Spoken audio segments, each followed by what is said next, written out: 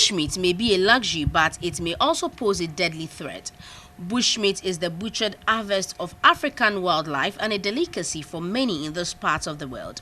For many Ghanaians, Akrantie, a type of grasscutter, is their best, but it is believed to be the origin of the current Ebola outbreak.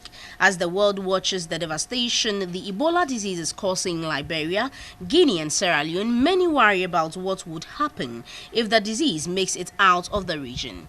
This is a worry that has its roots in the food chain, and it's down to our eating habits, what we term the delicious bushmeat in our parts of the world. ISABELLA OWUSU OPPONG has been taking a look at the patronage of bushmeat in the wake of Ebola and measures put in place to monitor its sale in Ghana. Bushmeat is the butchered harvest of African wildlife and a delicacy for many in Africa. In Ghana, one of the most enjoyed bushmeat is grasscutter. The Akans call it Akrantie, Ebes call it Eho, and Gans call it Bing. As in fact, it is enjoyed by nearly all tribes in the country. Bushmeat ranges from bats to antelopes, squirrels, grasscutters, porcupines, and monkeys. However, in recent times, it may also pose as a deadly threat. It is believed to be the source of transmitting the Ebola virus, a disease that has killed thousands in Africa. As the world watches the devastation the Ebola disease is causing in Liberia, Guinea and Sierra Leone, many worry about what would happen if the disease makes it out of the region. This is a worry that has its roots in the food chain, and it goes down to our eating habits. For bushmeat in our part of the world is termed as delicious. Bushmeat is vital to the food security of large numbers of people in Africa. It is traditionally eaten throughout the continent because often it is more readily available than the meat of domesticated animals.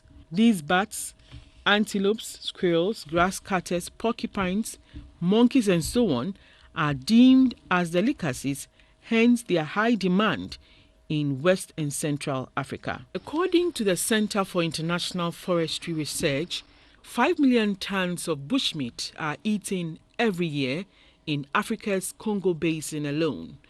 Despite all the controls in hunting, subsistence hunting accounts for over 90% of the bushmeat supply on the African continent. For Ghanaians, who are also great lovers of bushmeat, it is a source of protein for about 70% of the population, especially those in rural areas. They eat it almost on a daily basis. 86% of present-day bushmeat trade in Ghana is in grasscutter and bats. These are commonly sold either fresh and smoked in markets by the roadside or cooked in shop bars and restaurants. To the foreign eye, it looks like flattened, blackened lump of unidentifiable animal parts. To many Africans, however, bushmeat, the cooked, dried or smoked remains of a host of wild animals from bats and rats to monkeys, is not only the food of their forefathers, but a life-sustaining protein where nutrition is scarce. However, with the outbreak of Ebola, eating such meat poses serious risk to the human body. According to the World Health Organization, Ebola is introduced into the system through close contact with blood, secretions, organs, or other body fluids of infected animals. The disease, which first erupted in Guinea's southern forest region and diagnosed as Ebola, is the biggest challenge facing West African countries. More than 5,000 people have died in the world's worst outbreak of the virus. There have been 10,000 confirmed cases, with Sierra Leone, Liberia and Guinea suffering the most. There is no vaccine for this highly infectious disease, which causes fever and bleeding and can cause death within days. Fortunately, Ghana has not recorded any case of the virus. There have been, however, suspected cases which have all proven negative. The mode of infection has, among other things, been linked to bushmeat. It is believed to be the origin of the current Ebola outbreak. The first victim's family hunted bats which carry the virus. In December 2013, a 2-year-old child from the village of Guekedu in southeastern Guinea became the first victim of this Ebola outbreak, having contracted the disease from a fruit bat his family had hunted as bushmeat.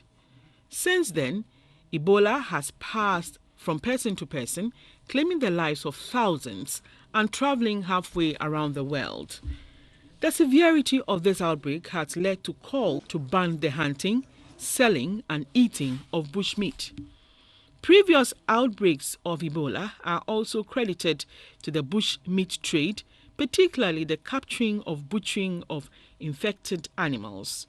The World Health Organization has said it is thought that fruit bats of the Pteropodidae family are natural Ebola virus hosts. Bats, which can carry a whole range of viruses, are the likely source of Ebola to humans because, unlike monkeys, the disease doesn't often kill them. A study from Cambridge University found that blood is sometimes spilled when bushmeat hunters are bitten and scratched by bats. But the solution isn't as simple as banning, as the bushmeat practice will likely just be pushed underground. Curbing the bushmeat trade is ideal, but it should be stressed that these species-to-species disease transmission are rare.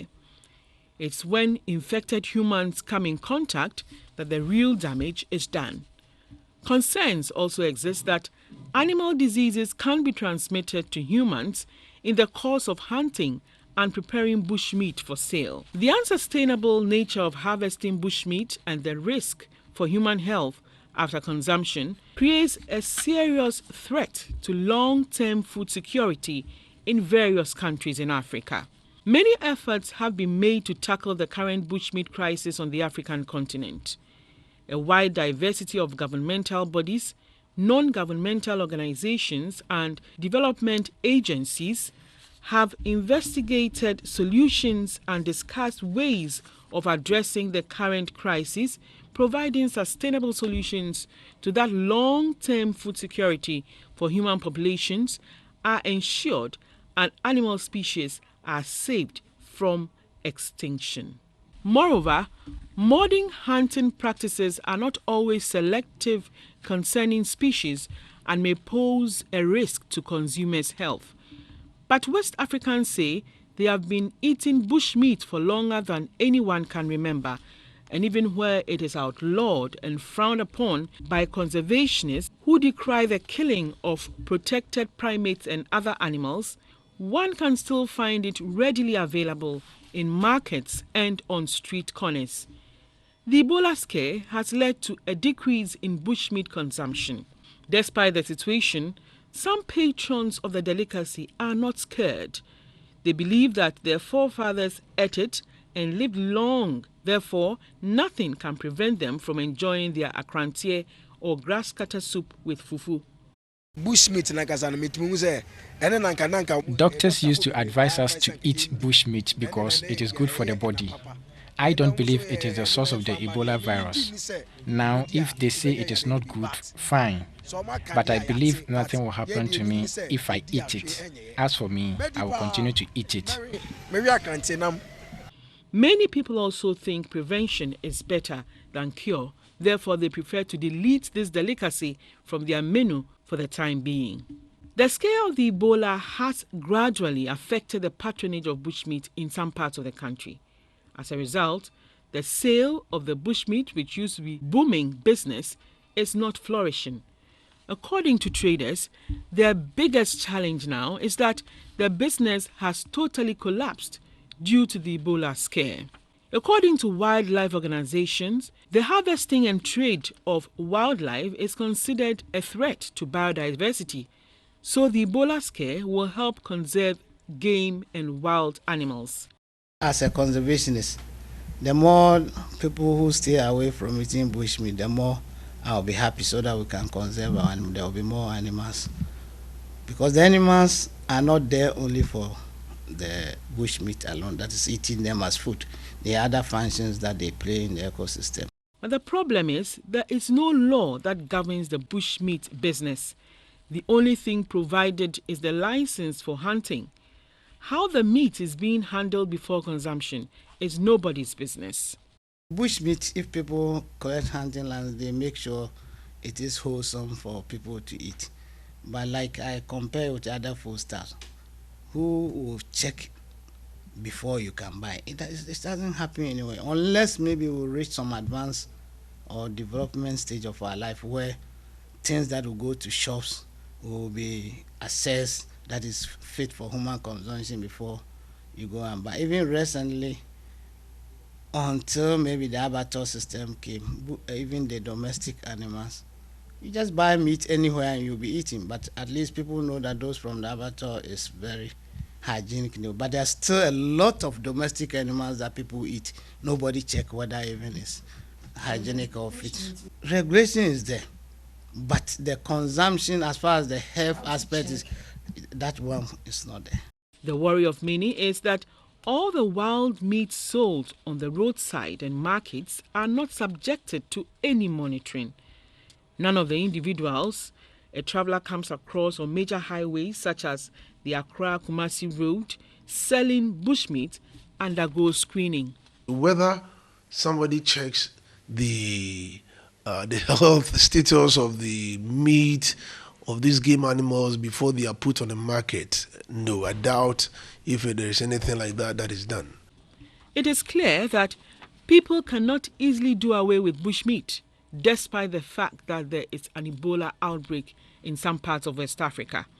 According to experts, it is important to make rigorous efforts to ensure that there is effective food security for people dependent on hunting and patronizing bushmeat.